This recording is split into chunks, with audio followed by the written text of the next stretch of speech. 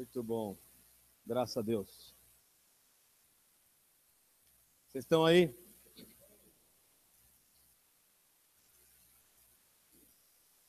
Como vai funcionar? Não sei. Muito bem. Eu vou pedir para você abrir a Bíblia em Provérbios 10. Calma que eu não vou dividir em grupos.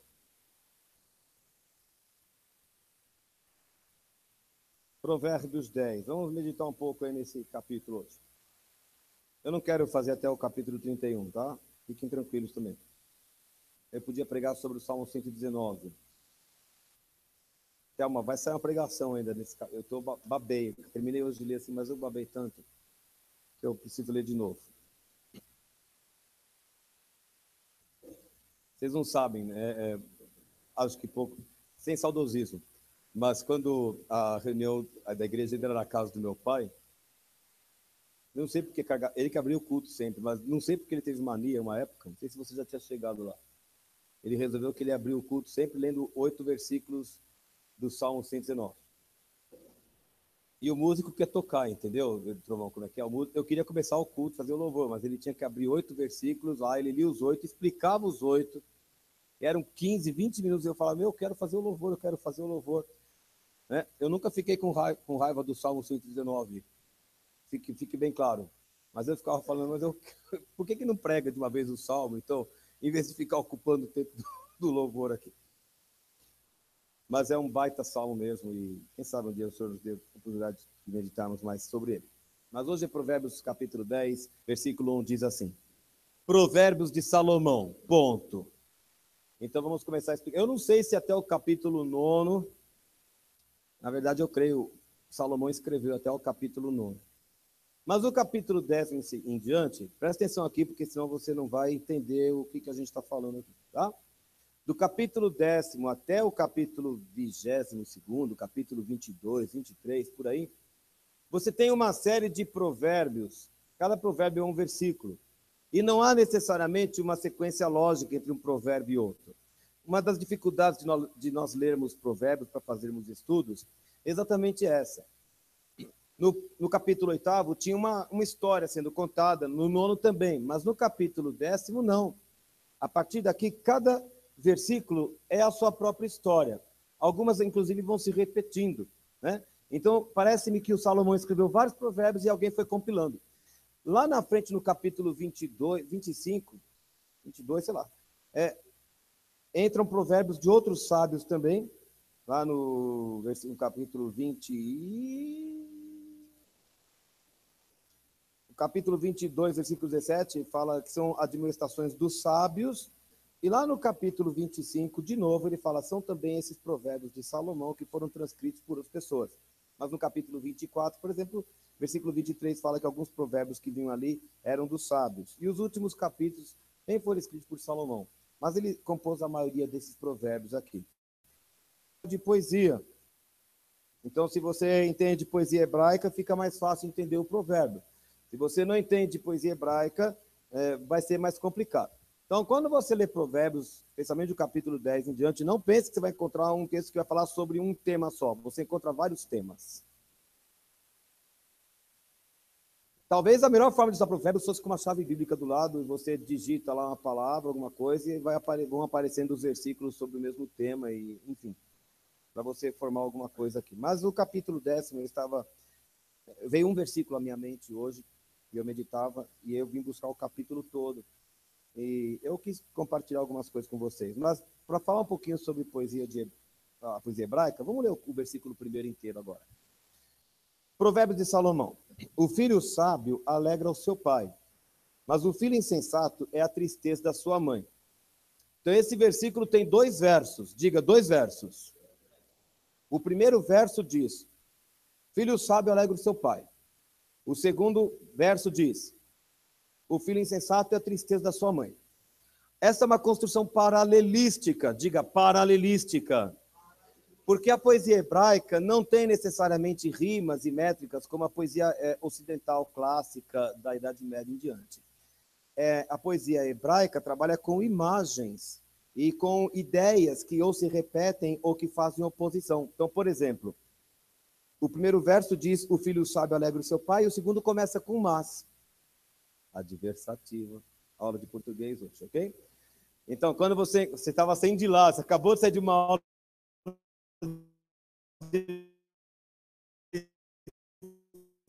você sabe que vem tudo na direção contrária. E você pode observar aí, ó. O primeiro verso fala do filho sábio. Desculpe, a primeira parte do versículo fala do filho sábio. A segunda fala do insensato.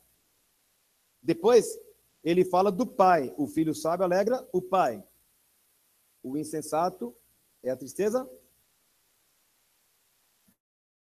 O filho sábio alegra.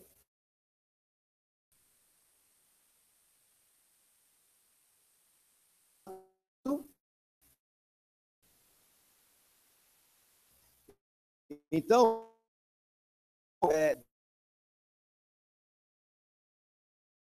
com esta posição,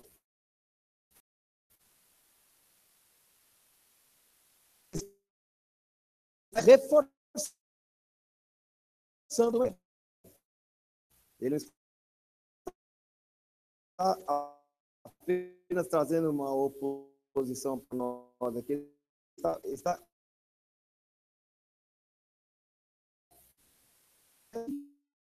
que a verdadeira alegria de um pai é ver que o filho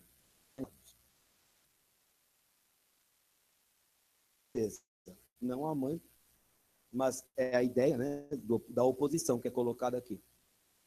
Deus também, como filhos, nos coma insensato. Falando de versículo porque a gente, como para a gente, ok? Então, é interessante esse capítulo hoje, olha com opostos. Então, de um lado tinha o filho, tinha o insensato, não tem um meio termo. Nesse mundo que tudo tem que ser equilibrado, que tudo tem que ficar no meio do caminho, que tudo tem que ser um pouco para lá, um pouco para cá. E na Bíblia, procure um versículo na Bíblia que Deus trabalha com meio termo. E eu vou mudar de opinião. Mas quanto mais eu convenço que para Deus ou é sim ou é não. Espalha.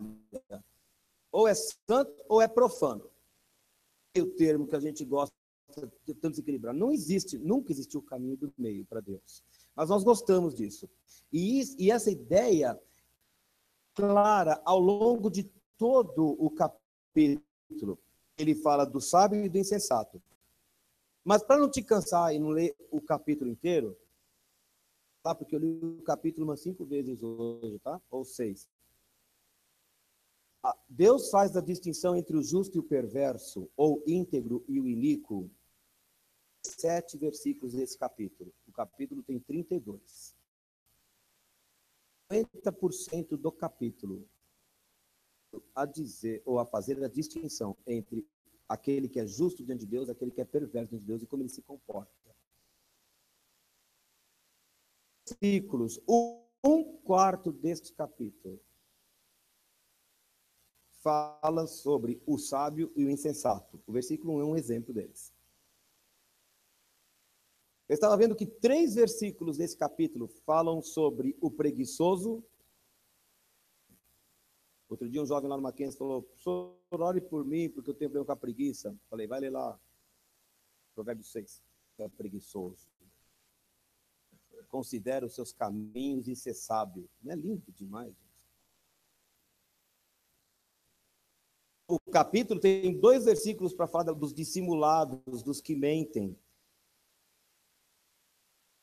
Versículos para falar sobre como se comporta o amor e como se comporta o ódio e os resultados do amor e do ódio quando bem aplicados. Bom, ódio nunca é bem aplicado, mas quando o ódio é aplicado. Então, Deus faz questão de nos mostrar nesse capítulo que existem distinções muito fortes, muito evidentes. E eu não vou ficar mostrando todas elas. Mas eu vou começar eu vou ler alguns versículos desse capítulo, não na ordem que estão escritos, mas algumas coisas que eu penso que são muito importantes para a nossa formação, porque nós queremos ser filhos sábios. Amém? Eu vou começar com o versículo 17. Eu peço então a sua licença para ler alguns versículos e comentar e dizer algumas coisas que Deus foi ministrando no meu coração. E se alguma dessas coisas servir para você, você será muito abençoado. Versículo 17 diz assim: "O caminho para a vida é de quem guarda o ensino, mas o que abandona a repreensão anda errado. Então vamos lá, tem um mas ali no meio, então você mesmo vai me ajudar aqui, tá bom? Eu não vou ficar fazendo isso em todos os versículos, mas em alguns eu vou pedir sua ajuda. Ele fala de um caminho que é para a vida. A oposição, qual que é? Procura no versículo e me diga. Ele fala que um é o caminho para a vida, e do outro lado é o que anda errado. Não sei como está a sua Bíblia. Ele fala que o caminho para a vida é para quem guarda. No outro verso, qual que é o que está em oposição? O que abandona, o que rejeita. Ele fala que o caminho para a vida é para quem guarda o ensino. E agora uma palavra que é comum aos dois. Qual é a palavra que faz a união entre as duas ideias aí? A repreensão, que vem no outro versículo. Então, eu vou começar fazendo uma pergunta. Como você reage quando alguém vem e te traz uma repreensão ou um ensino? Ou alguém vem te admoestar e vem te falar, isso que você está fazendo não está certo?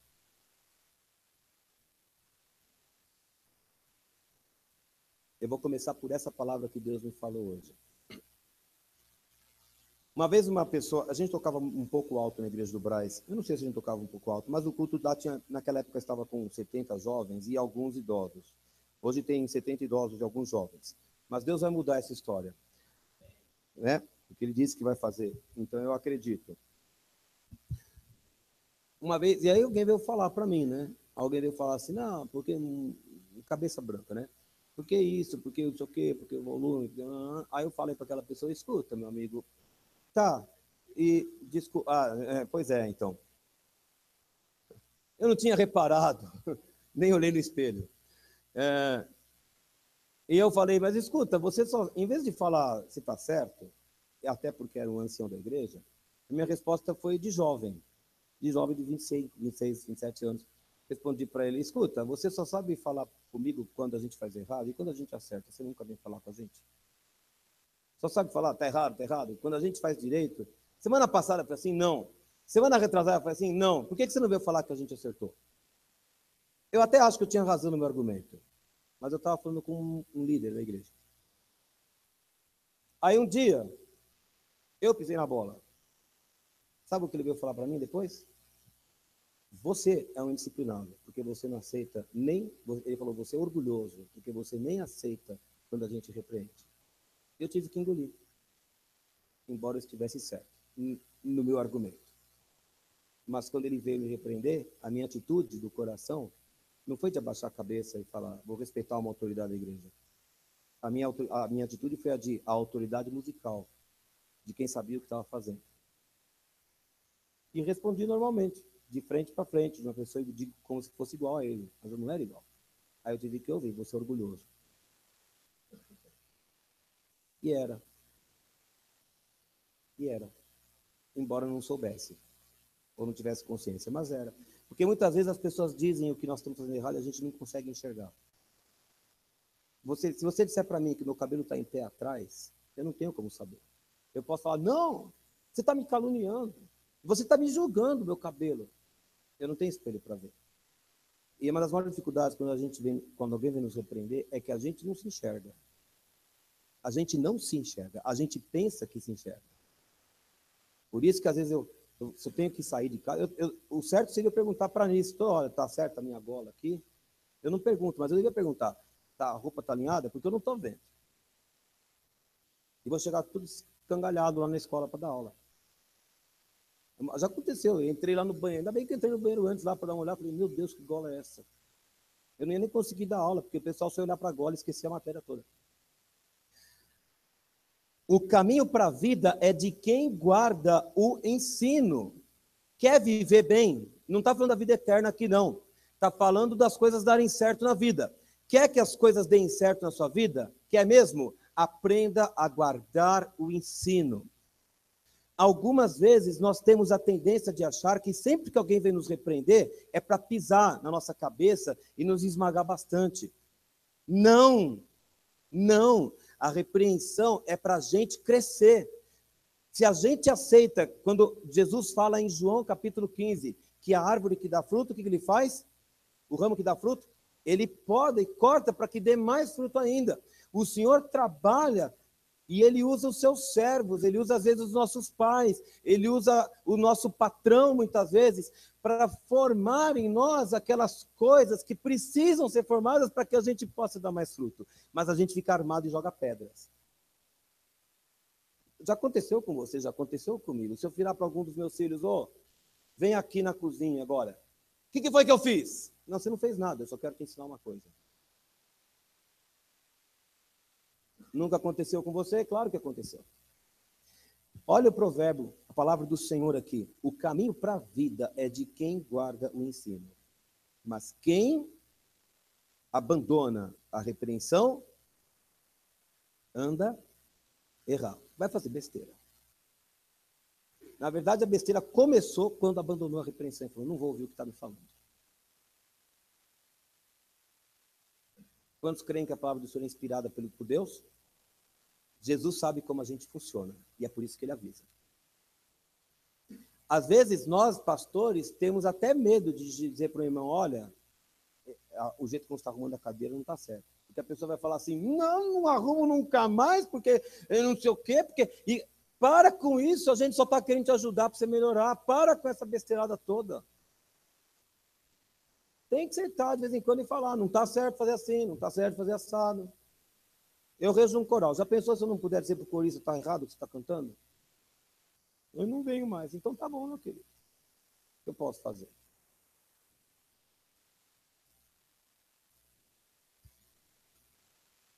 O que abandona a repreensão é errado. Mas eu não vou ficar falando disso. Eu só hoje vim fazer uma pergunta. Como é que nós... Vou fazer diferente a pergunta, porque eu já perguntei em casa hoje. Como é que você reage ao ensino? Ou à repreensão, se for o caso? Não precisa me responder. Como é que você reage? Quando seu pai, sua mãe, seu pastor, seu líder, seu patrão... Como é que, quando ele vem te dizer o que precisa mudar? Qual é a sua reação? É de baixar a cabeça e acertar? Ou é de levantar suas defesas? Versículo 27. O temor do Senhor prolonga os dias da vida, mas os anos dos perversos serão abreviados. Esse versículo me chamou a atenção. Vamos ver se você capta igual eu captei hoje de manhã. Se eu estiver falando errado, você, por favor, me corrija. Eu vou ter que ouvir a correção aqui. Bom, vamos lá. A expressão temor do Senhor já apareceu em outros versículos do Velho Testamento, mas ela é muito, muito evidente em Provérbios, capítulo 1, versículo 7. O que a palavra fala sobre o temor do Senhor ali? Que é o princípio da... Então, quando ele fala do temor do Senhor, posso substituir por sábio? Posso? É sábio, tá bom? Quem tem temor do Senhor prolonga os dias da vida. Estou certo? Então eu posso falar que o sábio prolonga os dias da vida? Posso colocar isso? Você concorda comigo? Posso? Aí tem o mas, né? Quem que está do outro lado do versículo, então? Os anos de quem? Ué, mas o contrário de... Porque na primeira parte do versículo é o sábio. O contrário de sábio, por acaso, é perverso? Perverso é o contrário de justo.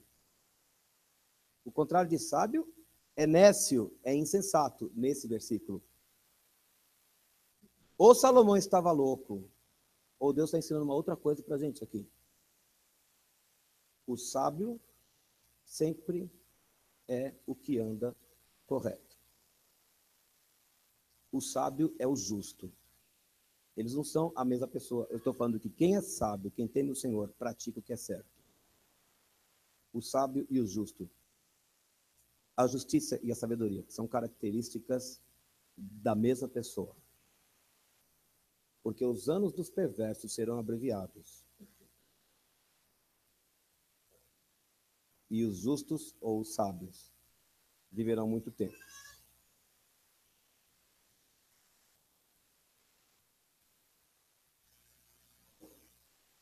Então eu comecei a descobrir que, na verdade, ele falou 17 versículos sobre o justo e o perverso e mais 8 sobre o sábio e o insensato. Bom, 17 mais 8 já são 25 versículos falando da mesma pessoa. Ele está trabalhando aqui com um paralelo. Ele está fazendo, na verdade, um contraste entre aqueles que temem o Senhor e aqueles que desprezam as coisas de Deus. Agora, nós não temos o direito de desprezar as coisas de Deus, porque nós já dissemos que Jesus é o Senhor deste lugar aqui. É o Deus deste lugar. E toda vez que a gente canta esse louvor, como é que fala? Tempos melhores vão acontecer neste lugar aqui, eu penso aqui primeiro. Porque se eu quero que aconteçam grandes coisas aqui, elas têm que começar nesse lugar. Se Deus não fizer mudança aqui, não vai acontecer nada nesse lugar aqui. Nada. Nada. Não vai acontecer. As mudanças começam aqui. E quando os nossos corações estiverem afinados com Deus e alimentados de uma paixão por Jesus incontrolável e de um desejo de santidade inexplicável, as coisas vão acontecer.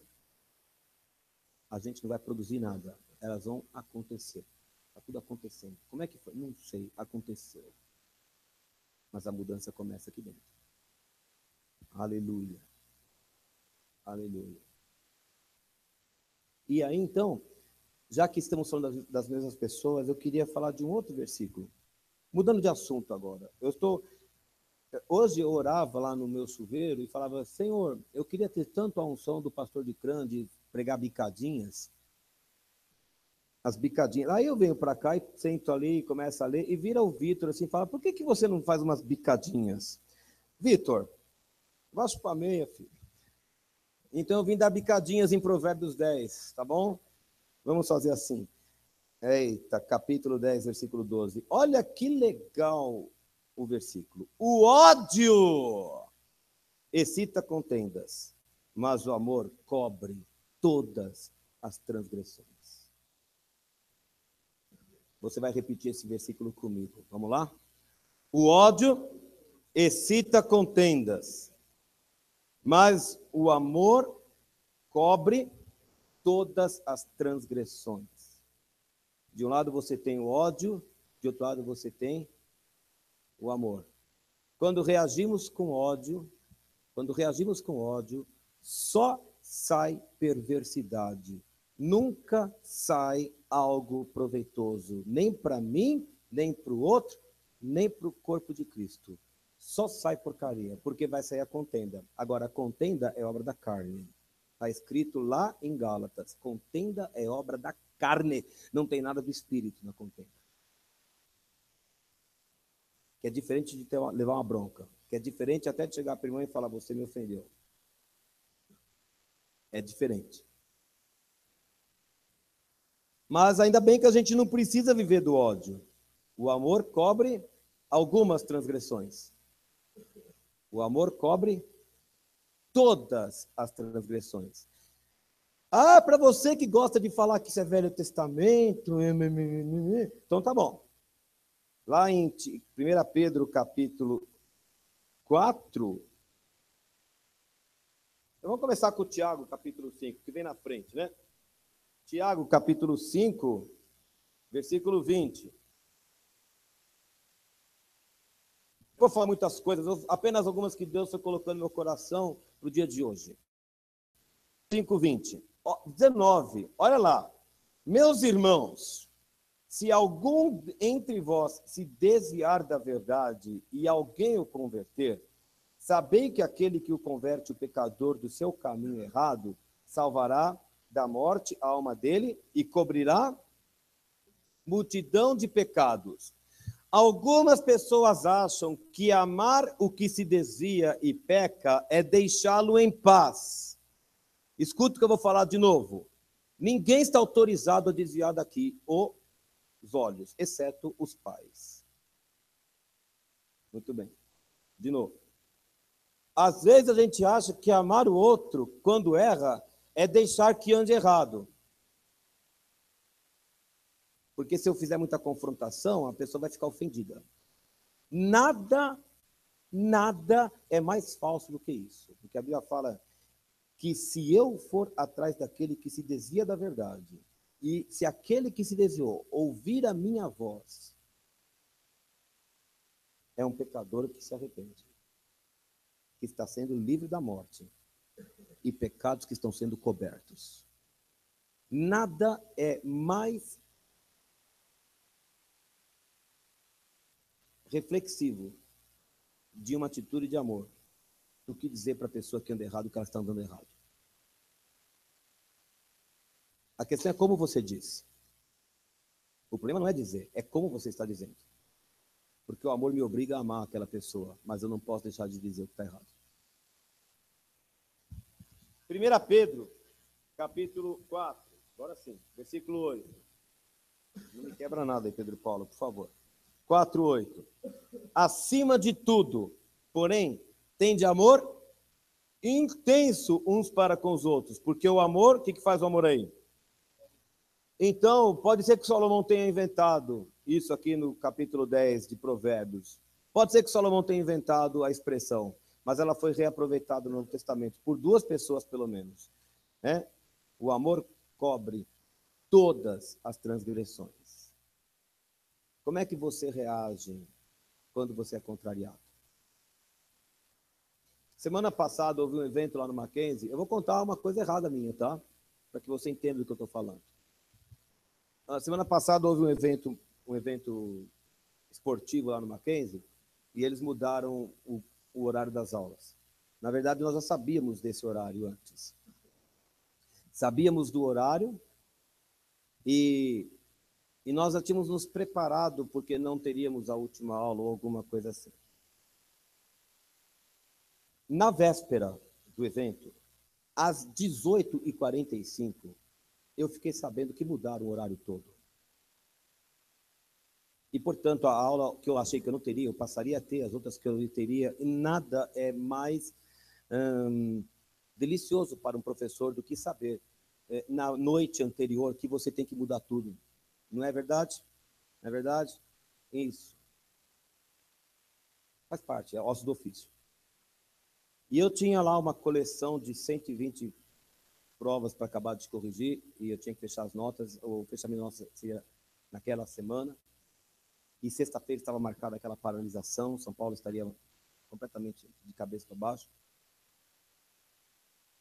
E, além disso, semana passada, não sei porquê, eu estava com uma dor insuportável na lombar aqui, eu andava igual um pinguim, assim, não sei porquê, de terça até quinta. Então eu pensei assim, não vou lá para a quadra fazer cabo de guerra. O horário mudou, eu vou corrigir minhas redações. Eu tinha o meu motivo pessoal, e eu tinha um motivo, inclusive, estatutário, porque eu tinha um prazo para cumprir. Eu tinha até razão, acho, no que eu estava fazendo.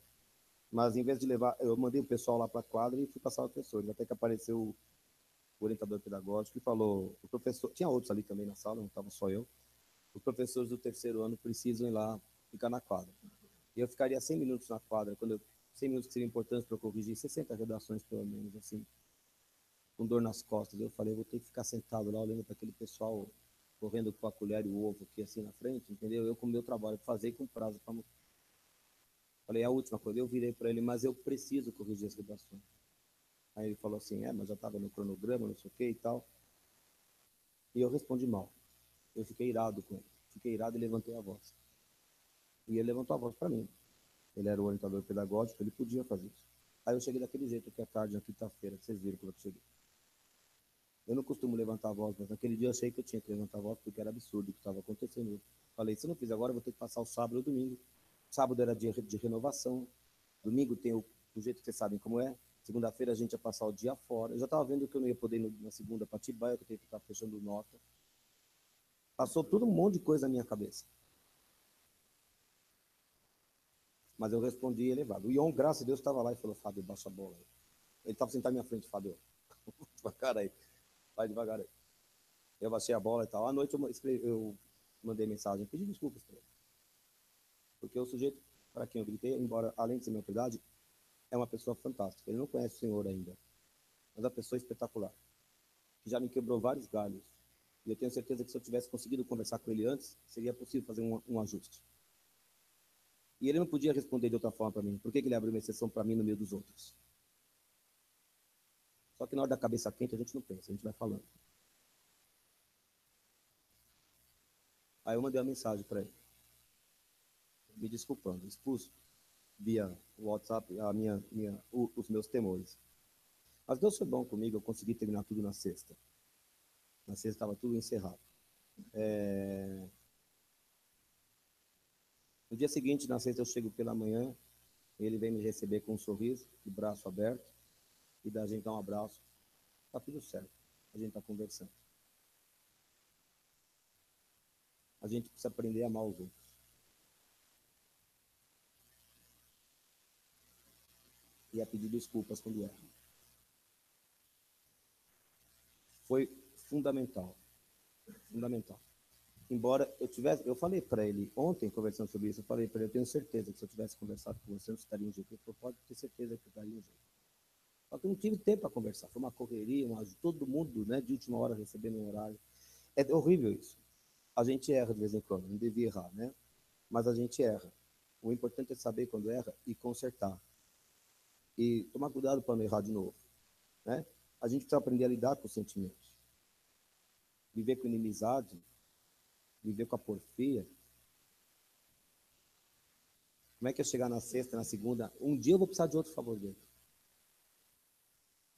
Como é que eu vou olhar na cara dele, se dessa vez, e pedir alguma coisa, se dessa vez eu não for capaz de tratar a questão? A gente precisa aprender a ver essas coisas, né? Versículo 18, deixa eu falar mais um pouco sobre sentimentos. Versículo 18, olha que coisa incrível.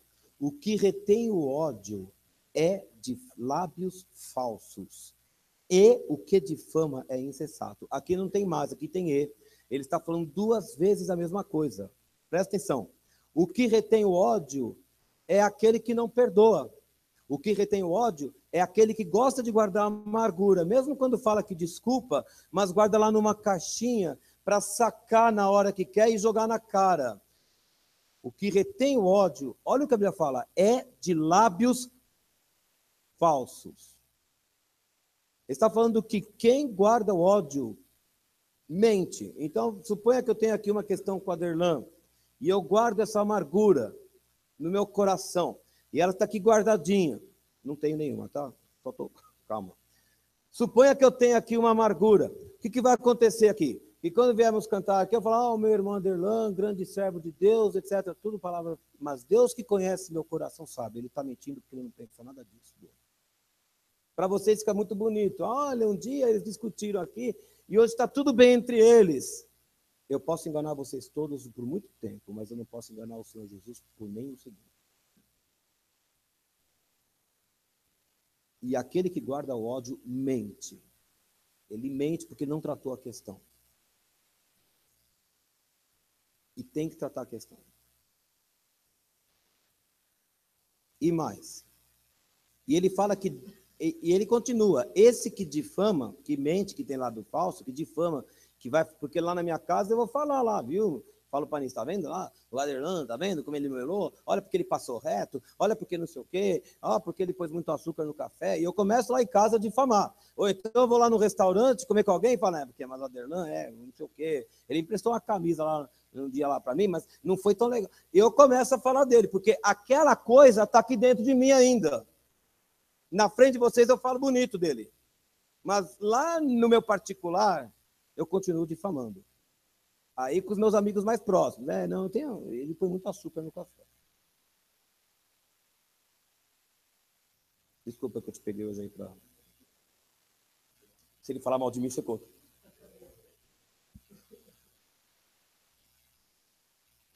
Só que a Bíblia fala que quando eu faço isso, eu sou insensato. É isso que ele está falando aí. Errado estou eu de continuar falando do outro, ainda que no meu particular. Errado estou eu, insensato. Eu sou tolo. Muito legal. Versículo 20. Prata escolhida é a língua do justo. Meu, aquele versículo lindo. A língua do justo é prata escolhida. É prata do maior valor que tem. Mas o coração dos perversos vale muito pouco. Então me ajude aí a encontrar, então, as oposições. Vamos lá. Quem que faz oposição aí à prata escolhida? Não, qual a expressão que faz oposição à prata escolhida? Vale muito pouco. Isso, muito bom. Vamos lá, fazer curso de português aqui, interpretação de texto. Vamos lá. Quem está em oposição à prata escolhida vale muito pouco. Aí ele fala do justo. Quem que faz oposição ao justo aí? O perverso. E quem que faz oposição à língua? O que língua tem a ver com o coração? A língua fala do que o coração está cheio. Então, eu acabei de descobrir, então, que o texto está relacionando a minha língua com meus sentimentos. A minha língua expressa aquilo que eu tenho de mim.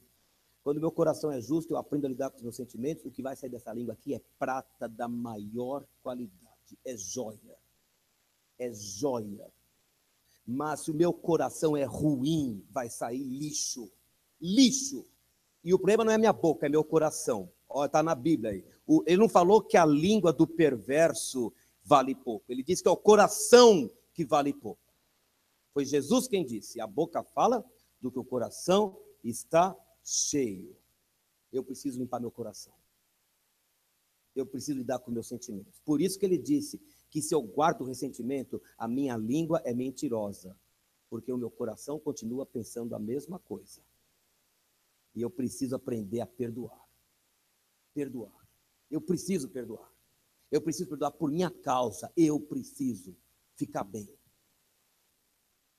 Eu preciso. Obrigado. Aleluia. É tão lindo esse capítulo. E eu fiquei lendo assim, como é rico. Como é rico. Aleluia. Versículo 19. Tudo isso que eu estou falando foi por causa do versículo 19. E vou contar a história do versículo 19. Hoje eu só estou contando coisas podres minhas. Paciência. Quando eu era pequeno, alguém arrumou lá em casa um livro infantil, bíblico infantil, chamava Verinha. Você lembra da Verinha, mãe? A personagem dos quadrinhos? Ah, essa Verinha, eu lembro do... E eram quadrinhos que contavam da Verinha, que era a menina de uma igreja, filha de pais crentes, e contava vários episódios da Verinha. Aí tem lá um episódio em que ela está fazendo fofoca, não sei o que e tal. E eu li aquele livro umas 420 vezes, porque naquela época não tinha internet, né? Então a gente ficava lendo coisas boas, né? Eu lia bastante coisa boa. E aquele versículo ficou na minha memória, né? Esse aqui. No muito falar não falta transgressão. No muito falar não falta transgressão. Vamos lá, versículo 19. Comigo lá, todo mundo lendo. No muito falar não falta transgressão. Você gosta de falar bastante? Então fique sabendo uma coisa. Continue falando, tá? Vai sair um monte de besteira, porque a Bíblia diz que não falta transgressão em falar muito. Tem horas que é melhor calar a boca e não falar nada. Uma vez eu disse para uma pessoa, vamos parar de falar. Porque é bíblico, senão só vai sair besteira. Tem hora que der para calar a boca mesmo. Aí eu tô aqui brigando com a Derlan aqui. Desculpa, Derlan. Quem vê quer saber se tem um ringue lá fora depois aqui, né? Aí eu tô aqui discutindo com ele. Aí na semana seguinte eu volto e continuo discutindo com ele. Daqui a um mês, daqui a um ano a gente está discutindo. Chega um momento em que a gente deixa de discutir o problema que aconteceu e a gente começa a afrontar um outro e agora a coisa já fica para o nível da pessoa. Eu podia ter ficado ofendido porque ele pôs muito açúcar no café. Seria um fato. Mas como ele também não soube entender e a gente começou a discutir, daqui a pouco a briga não é nem por causa do café, mas estava doce ou não. Eu já começo a falar tudo o que eu acho dele e vice-versa. E aí começam as transgressões. Aí eu vou falar para os outros. Aí começou. No muito falar não falta transgressão. Aí um dia, vocês não conheceram o meu avô, vocês conheceram a minha avó, mas o meu avô vocês não conheceram. Alguns conheceram. O velho não era brincadeira, não. Aí um dia, sentado lá na mesa, eu não sei porque eu estava lá passando uns dias lá, não sei se eram férias, sei lá o quê. Não sei nem se meus pais sabem disso. Mas eu virei lá e ele começou a falar qualquer coisa e eu comecei a discordar dele. Eu tinha uns 13, 14 anos. E ele virou para mim e falou qualquer coisa. Aí eu respondi para ele, desse jeito. No muito falar não falta transgressão. Ele olhou para mim. Se ele não fosse avô, ele teria sentado a mão na minha cara. Mas porque avô é avô, né? Onde você aprendeu isso, menino? Sua mãe ensina isso para você? Aí eu entendi que a coisa estava ficando meio tensa, porque naquela época a gente não respondia para adulto. A gente jamais respondia para adulto, mas eu, de vez em quando, eu queria enfrentar uns ou outros, assim. É bobalhão aqui, né? Faltou pouco para tomar uma na cara. Faltou, graças a Deus, tinha uma geração entre mim e ele. Se não houvesse geração, eu ia tomar. Mas no final do dia, né? De fato, ele tinha falado demais mesmo. No final do dia, a gente se acertou. Ainda bem. Não se põe o sol sobre a vossa ira. Né? Mas eu aprendi uma coisa. Quando a gente fala demais, a gente fala besteira. É melhor não falar. Se vai falar besteira, fecha a boca. Fecha a boca. Entrega para Deus. Entrega para Deus. Quem está dizendo isso, inspirado por Deus, foi o homem mais sábio que já viveu na Terra. É. No muito falar não falta transgressão. Ainda bem que tem o mas. Olha lá. Mas, o que ele fala? Quem modera os lábios é prudente. Segura a língua aí. Às vezes a gente começa a falar até mesmo sem saber. Eu posso ter uma impressão errada de algo que o Aderlan falou aqui, e eu posso começar a brigar muito com ele, e falar, mas eu nem queria dizer isso, eu nem disse isso, eu nem falei. E eu aqui julgando o rapaz, e ele não tinha dito nada daquilo, eu que saí interpretando, e fiquei nervoso, e pronto. Então, falando, guarda, e se tiver oportunidade, vai perguntar, foi isso mesmo que você disse? Não entendi bem. É o jeito cristão de fazer as coisas. Alô? Eu não disse que não tem que fazer nada. Eu não disse que não tem que fazer nada. Eu disse que tem um jeito cristão de tratar as coisas. Eu vou perguntar de novo. Como é que você reage ao ensino? Porque hoje eu vim trazer ensinos de Salomão aqui. Como é que você vai reagir ao ensino? Você é sábio ou você é tolo? Ele fala mais algumas coisas sobre línguas. Versículo 19 já foi. Vamos visitar Tiago 3. E eu já estou indo para os finalmente, viu, pessoal? Calma, porque eu senti assim que vocês querem fugir daqui correndo. Né? Tiago, capítulo 3, versículo 7.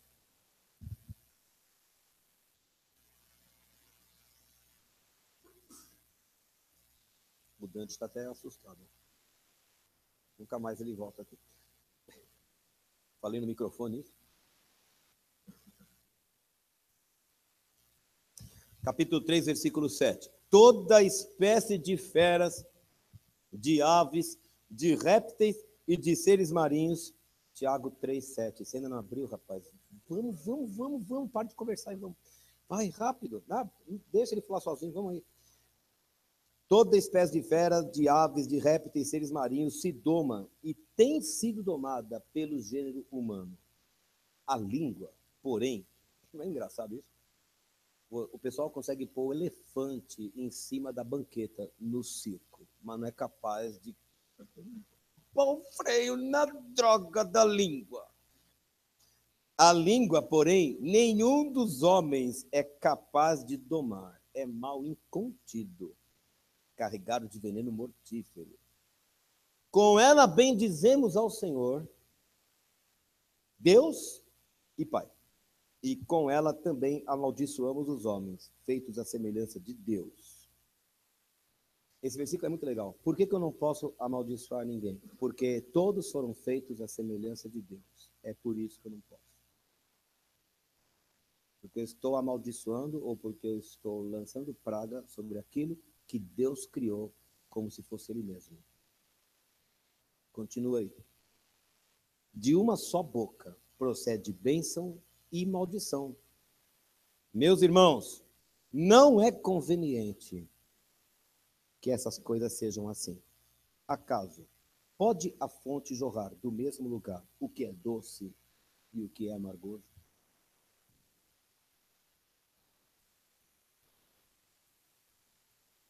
Então, você foi criado por Deus e salvo por Jesus Cristo para a honra e para a glória do Senhor. Você vem à igreja aqui e você louva o Senhor.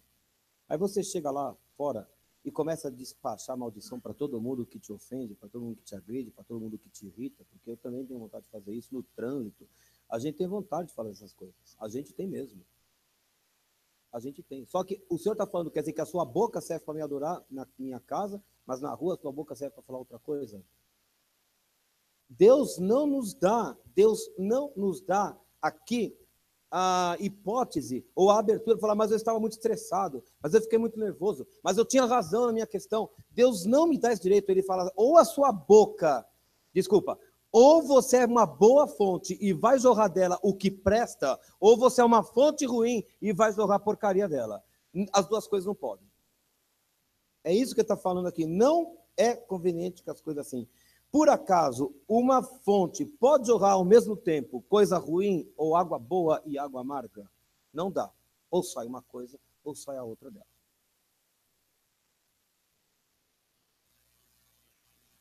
Lembrando que a língua é a expressão daquilo que nós estamos sentindo. Bom, aqui ele falava em língua. Hoje, pode ser língua, pode ser dedo também. Pode ser do jeito que for. Vídeo. Pode ser o que for. Tiago, capítulo 3, versículo 6. A língua é fogo, é mundo de iniquidade. A língua está situada entre os membros do nosso corpo e contamina o corpo inteiro. E não só põe em chamas toda a carreira da existência humana, como também é posta ela mesma em chamas pelo inferno. Olha o que a Bíblia está falando da minha língua, se ela não for tratada por Deus. A minha língua ateia fogo nos outros, e um dia a minha língua, será castigada por esse fogo. Ela mesma é posta em chamas. Ela ateia fogo e um dia ela vai ficar incendiada. Por que eu estou falando disso aqui? Porque ele está falando que o final da língua aqui é a ruína dela mesma. Somente a pessoa que resolve falar de qualquer jeito e agredir, etc., somente ela será prejudicada no final. Graças. Provérbios capítulo 10. Provérbios capítulo 10, voltando lá, versículo 8. O sábio de coração faz o quê? Aceita os mandamentos. Quem quer ser sábio aqui? Escute o que a palavra de Deus está nos ensinando e põe em prática. Ponha em prática. Ponha em prática. O sábio de coração aceita os mandamentos. Mas o insensato de lábios é o que não controla a língua. O insensato de lábios vai se arruinar. Vai se dar mal. Versículo 10. Olha que versículo impressionante. O que acena com os olhos traz desgosto. Você conhece alguém que acena com os olhos? Alguém chegou, você não gosta da pessoa.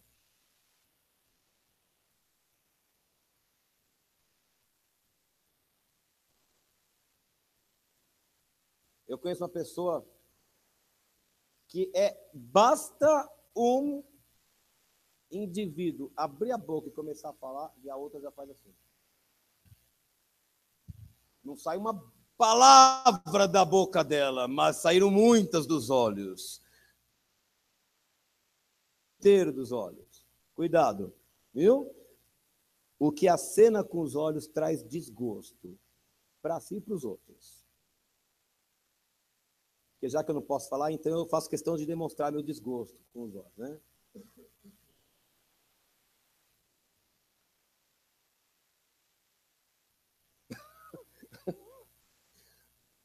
Talvez, não. O Nau tá me secando aqui, gente. Tô com medo aqui. O insensato de lábios vem arruinar-se. Ele repete lá no versículo 10. Versículo 11. A boca do justo. O que acontece com a boca do justo aí? Manancial de vida. Porque é prata pura aquilo que o justo fala. Irmãos, que as nossas bocas sejam mananciais de vida. Que aquilo que sai dos nossos lábios encha o coração dos outros. E encoraje. E mesmo quando for para repreender, seja água que refresque, que traga renovo, água que limpe, água que lave, água que rejuvenesça. Em nome de Jesus. Mas na boca dos perversos, o que há na boca dos perversos? Versículo 11. a violência. É um dia muito complicado. Você vai entender. Independente do que você acredita, do que você pensa sobre política, eu acordei e a primeira coisa, não devia ter feito isso, mas enfim, não fiz nada errado, mas podia ter feito coisa melhor. A primeira coisa que aconteceu, depois que eu saí da cama, é que havia um vídeo no meu celular de um deputado, ex-deputado aí, o Protógenes, textualmente, numa entrevista lá na Suíça, não sei por que ele teve que ir até a Suíça para falar o que todo mundo sabia aqui, mas lá na Suíça ele dá uma entrevista em que ele anuncia claramente que a reeleição da presidente Dilma foi fraudada. Tá lá no vídeo. Foi fraudada. Eu já sabia disso, sempre soube. No meu coração eu sempre soube. Eu nunca tive a menor dúvida disso. Qualquer eleição que precisa ter votos contados numa sala fechada, sem direito a... Qual seria a melhor palavra para isso? Hein? Fiscalização. Se eu tenho que fazer escondido, é porque é errado. Então, quando na véspera, na semana anterior, não sei agora, Dias Toffoli determinou que a contagem dos votos seria feita no tempo, às 7 chaves, sem fiscalização, era claro que ali tinha maracutaia. Não precisava ser muito inteligente para saber.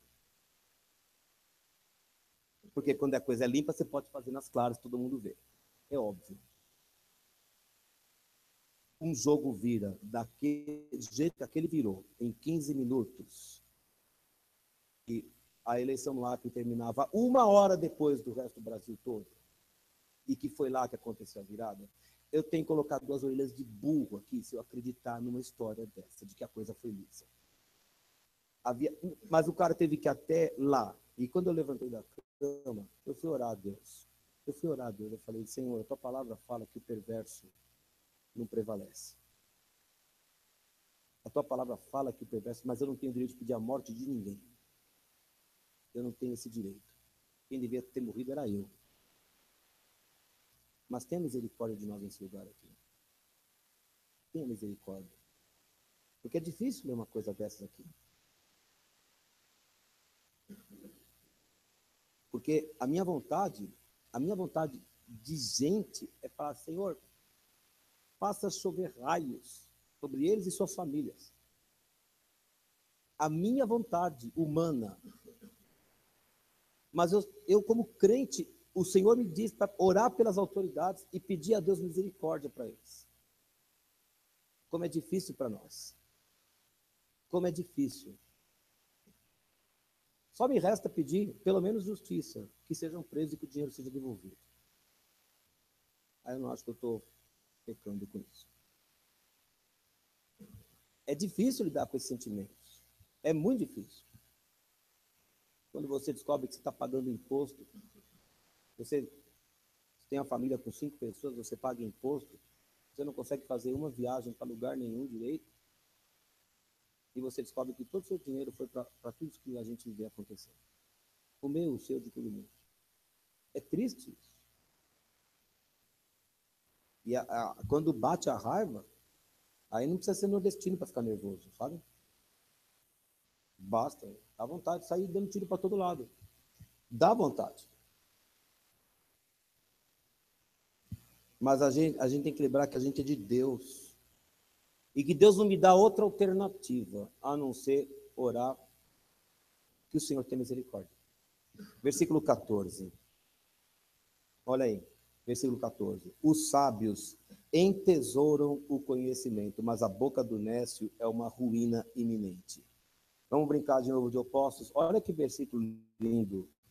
Você tem os sábios, e do outro, o nécio. De um lado ele fala do conhecimento, não fala nada. Mas de um lado tem o tesouro, em tesouro, e do lado, ruína. Olha que lindo, o conhecimento é algo tão precioso que tem que ser guardado como tesouro. O conhecimento de Deus, né? Tá falando aqui, não está falando de conhecer ciência apenas. É algo tão precioso que deve ser guardado como um tesouro. Mas, se eu desprezo esse conhecimento e começo a abrir a boca sem reflexão, sem sabedoria, ruína iminente. O que significa iminente? Está prestes a acontecer. Vai quebrar a cara. Vai quebrar a cara. Então, o trouxa aqui vira para a autoridade da igreja e fala: você só vem falar comigo quando a gente toca muito alto, mas quando a gente acerta, você não fala nada. Aí, depois, eu tenho que ouvir: você é orgulhoso. Então, tem que tomar na cara mesmo. Quem mandou dizer? Um ditado popular fala: quem fala o que quer, isso não está na Bíblia. Mas ruína iminente. Ruína iminente. Querido, ponha um cadeado na sua língua. Ponha uma tranca e abra os seus lábios para adorar o Senhor e para abençoar. Você quer ficar com o coração livre? Você quer se sentir bem? Abra a boca para dizer as coisas que engrandecem o Senhor. Versículo 13, estou terminando, 2 versículos mais apenas. Versículo 13. Nos lábios do prudente se acha sabedoria, mas a vara é para as costas do falto de senso. Lábios produzem, lábios emitem, lábios projetam palavras, pensamentos e sentimentos. Costas não projetam nada, costas só recebem. E que o prudente vira para o nécio e fala assim: o sábio diz para o outro: olha, esse caminho não vai dar certo. O justo, que teme o Senhor, diz para o seu irmão: olha, esse caminho não é bom. Agora, se o cara for tolo, como está escrito aqui, se ele for nécio, se ele for teimoso, se ele for resistente, vara. Está escrito aqui, vara. Vai se dar mal. Não sou eu que vou te bater com a vara, meu querido. Porque Deus usou a boca do sábio para transmitir o recado para você. Você não está rejeitando um sábio que te falou, você está rejeitando a voz do Senhor que usou alguém. Se você duvida, versículo 21. O lábio do justo, os lábios do justo apacentam a muitos. O Senhor coloca debaixo dos justos apacentadas, para serem guiadas, para serem conduzidas. Um dia elas vão crescer, um dia elas também apacentarão a outros, não serão para sempre apacentadas. É assim que Deus idealiza o movimento da igreja. Vai crescendo, e Deus vai colocar a gente debaixo da sua autoridade, ou vai colocar a gente debaixo dos seus cuidados. E vai ser hora de você apacentar os outros. Deus, os lábios do justo apacentam a muitos, mas por falta de senso morrem os tolos. No meio de todos desses muitos que Deus coloca debaixo do justo, existem alguns tolos. Mas não foi o sábio que matou o tolo, não. Não foi o sábio. Não foi o sábio que expulsou o tolo. Não foi o sábio que causou a desgraça do tolo. Foi o tolo que não ouviu o sábio. Está aqui na Bíblia. Foi o tolo que estava debaixo da liderança de alguém que Deus colocou e não foi capaz de entender a voz de Deus por meio daquela pessoa e deu com a cara na parede. Eu fiquei hoje grato ao Senhor, muito grato, por ter para mim. Eu podia ficar lendo outros versículos. Quando a gente não tente pegar a ideia toda do capítulo, porque não é assim que ele funciona. Cada provérbio fala com uma pessoa de uma maneira diferente. Eu mostrei para vocês alguns que falaram comigo hoje. Eu lembrei de muitas coisas do meu passado e eu vi como eu fui estúpido, mas muito estúpido, a minha vida toda. Eu sempre tive língua muito rápida. Eu nunca fui bom de briga, nunca fui bom de briga. Se eu tivesse que brigar com a minha irmã, era capaz dela bater em mim. Mas se fosse para dizer coisas agressivas, a minha língua era mais rápida que a de todos em minha casa. Eu não dizia palavrões, mas eu tinha uma língua pesada. E se eu não vigiar, eu ainda tenho, porque o velho homem insiste em querer aparecer de vez em quando.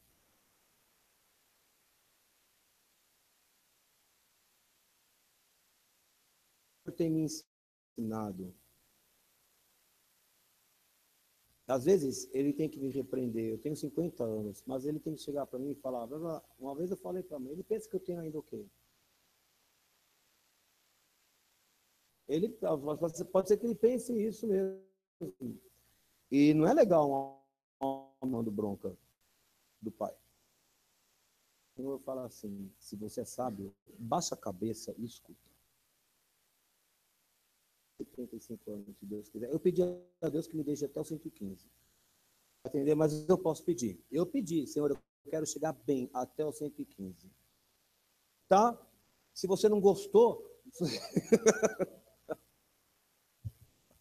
eu não quero enterrar nenhum de vocês, tá? É que eu acho que Jesus volta antes, só por isso. Eu não quero passar pela morte. Eu falo, Jesus, acho que até 115 o senhor chega antes. Então, pronto. Um dia eu vou ter 75.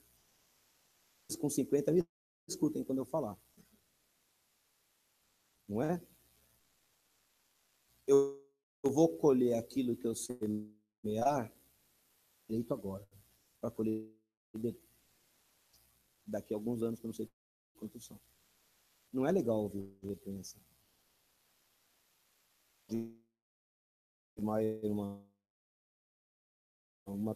E eu, de tocar com 20 dedos. O pessoal aqui conhece. Mas eu sei que eu desenvolvi isso porque lá onde eu tocava, eu tinha que ser o piano, a bateria, o baixo, a guitarra, as trombetas, os violinos, o acordeon, a flauta. Eu tinha que ser todos, então é um dedo para cada um. Porque era assim no começo. Então eu desenvolvi isso. Difícil é tirar depois. Mas eu fui tocar no Rodmar, onde é o contrário, você tem que tocar com 2 dedos. Porque para ele, piano é assim que se toca. Aí eu fui tocar na igreja dele. Chega no segundo culto, ele fala, tira a nota aí. Muita coisa. Sim, senhor. Você que sabe. Vou tirar a nota. Eu me sentia nu tocando lá, entendeu? Era horrível, era horrível. Tocando 2 notas, 3. Mas sabe o que acontece? Hoje eu toco muito menos notas do que eu tocava 20 anos atrás.